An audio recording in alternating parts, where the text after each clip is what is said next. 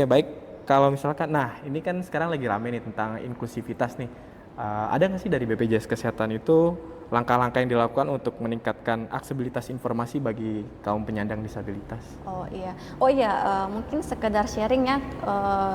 Beberapa minggu yang lalu BPJS Kesehatan itu melakukan sosialisasi pemberian informasi langsung kepada komunitas disabilitas, termasuk juga di Gorontalo kita ada sosialisasi pemberian informasi langsung. Jadi kita mengumpulkan seluruh disabilitas seluruh seprovinsi Kota Gorontalo, kita kumpulkan, kemudian kita memberikan informasi atau memberikan info-info terupdate soal BPJS Kesehatan. Nah, saya rasa mungkin ini yang pertama, tetapi tidak menutup kemungkinan mungkin akan ada sosialisasi selanjutnya. Nah, apalagi juga kan saat ini kita ada banyak media sosial ya, mau media sosial secara nasional maupun medsos dari kantor cabang Gorontalo juga itu ada. Jadi mungkin untuk penyandang disabilitas juga kalau mau mencari informasi juga sebenarnya sudah lebih mudah, bisa melalui media sosial.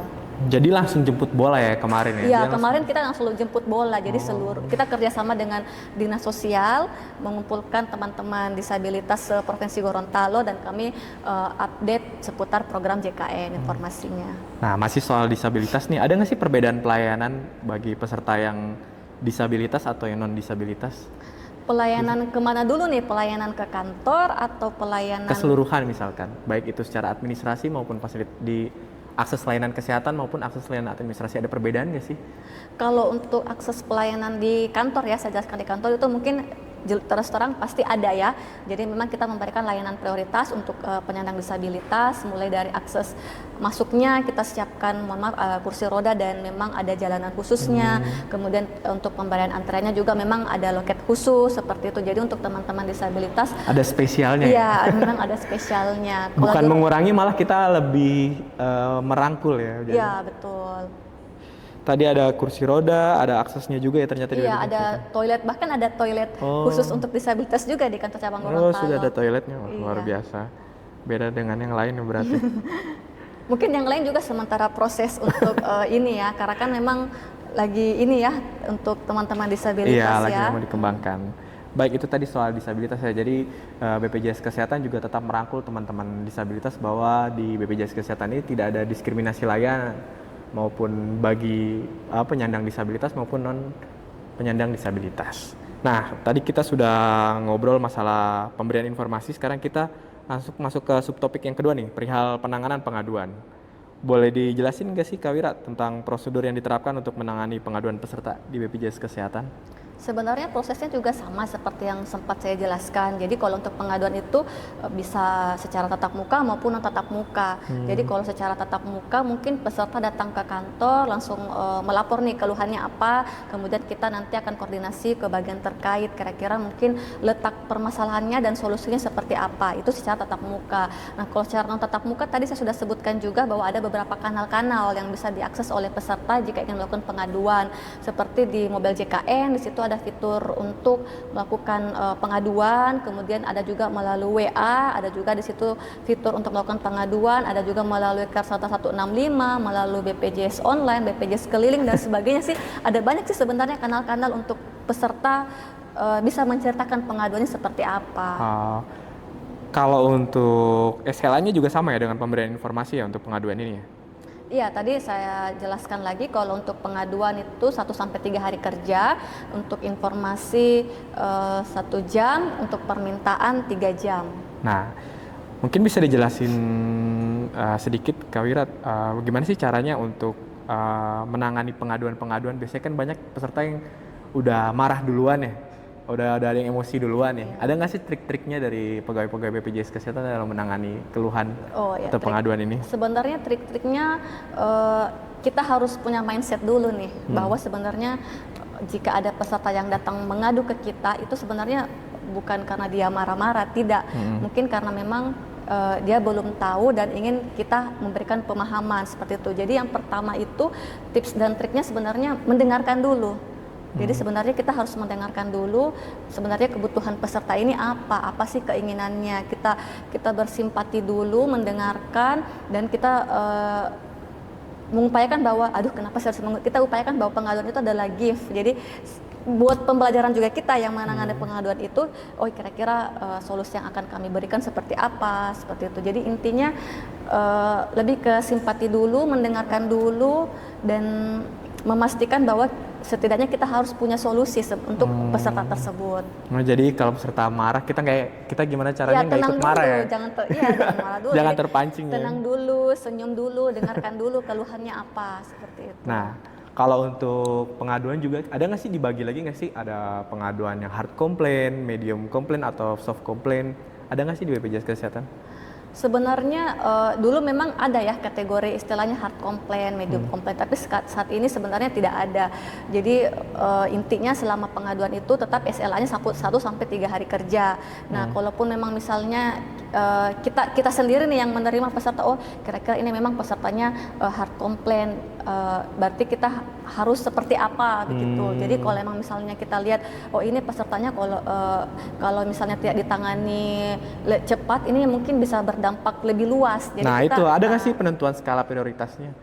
Misalkan mana yang lebih dulu ditangani atau mana yang masuk duluan itu langsung ditangani kalau di BPJS? Nah, karena kita berdasarkan dengan SLA 1 sampai 3 hari kerja, pasti yang mana masuk duluan. Tetapi kita melihat juga kondisi di lapangannya. Kalau memang misalnya dia datang ke kantor, kemudian dia emosi, dia bisa menjadi provokator lah di teman-teman peserta yang lain. Nah, pasti kan kita arahkan ke ruang UP3, kemudian nanti kalau memang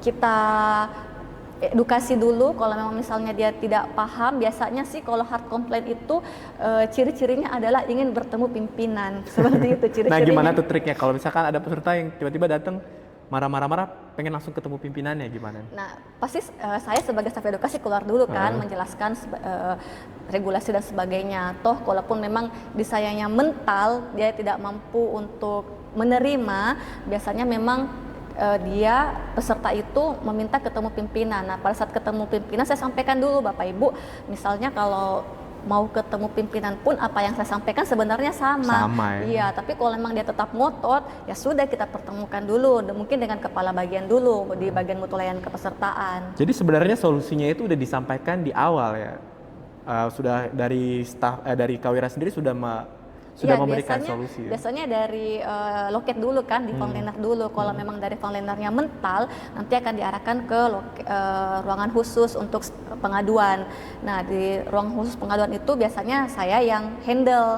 Nah, ketika saya handle, kemudian memang biasanya sih alhamdulillah ya, kalau sampai di saya saja. Tapi memang ada kasus-kasus yang memang sama sekali memang mungkin butuh kebijakan, sehingga mungkin memang dia membutuhkan pimpinan dan seperti itu. Oke, selanjutnya ada nggak sih alat atau tools untuk melakukan MONEF ya, untuk memantau efektif nggak sih penyelesaian pengaduan atau pemberian informasi ke peserta ini? Nah, itu tadi untuk sistemnya sebenarnya kita ada namanya saluran informasi penanganan pengaduan atau SIPP itu. Ya, di situ kan juga bisa kelihatan ya, misalnya ini pengaduannya masuk melalui Pandawa misalnya, itu sudah berapa hari, jadi kita bisa pantau, ada trackingnya. Jadi peserta juga bisa ngeliat ya pengaduannya itu udah sampai mana? Iya, bisa. Apalagi juga kalau melalui aplikasi mobile JKN juga dia bisa lihat sampai di mana. Bahkan kalau melalui aplikasi mobile JKN kita bisa saling chat-chatan begitu. Jadi peserta pun juga bisa mantau sendiri ya. Betul. Okay. Bagus ya, berarti udah ada toolsnya untuk ngecek itu. Nah, boleh diceritain nggak sih? Tadi sempat bilang salah satu tantangan itu kalau misalkan peserta datang marah-marah ya. Ada lagi nggak sih keluh kesahnya menjadi staf PIPP ini? Terus cara Kak Wira dalam menyelesaikan itu seperti apa? Kalau untuk alhamdulillah ya di Gorontalo selama saya bertugas ya sebagai staf PIPP tidak aman juga sih. Ada juga yang hard complaint beberapa. Kalau memang misalnya mentok begitu, yang memang pernah sampai ada kepala bagian saya juga yang turun untuk memberikan penjelasan kepada peserta. Sebenarnya suka dukanya lebih banyak ke mindset kita sih yang diubah. Jadi setiap pengaduan yang masuk menurut saya itu adalah sebuah kado, layaknya kado kan. Kita pasti juga buru-buru untuk membuka. Jadi kalau misalnya ada keluhan, saya bisa mungkin secepatnya untuk kita bisa berikan solusi dan bisa kita tangani dan mendapatkan memang keinginan pesertanya bisa kita penuhi seperti itu. Kalau memang sesuai regulasi ya. Oke, boleh dong pertanyaan terakhir nih. Kan tadi kita udah bahas pemberian informasi sampai dengan penanganan pengaduan peserta ya. Sekarang dari dua itu kan pasti ada yang namanya kepuasan peserta ya. Selain dengan dua tadi, ada nggak sih cara meningkatkan kepuasan peserta di BPJS Kesehatan?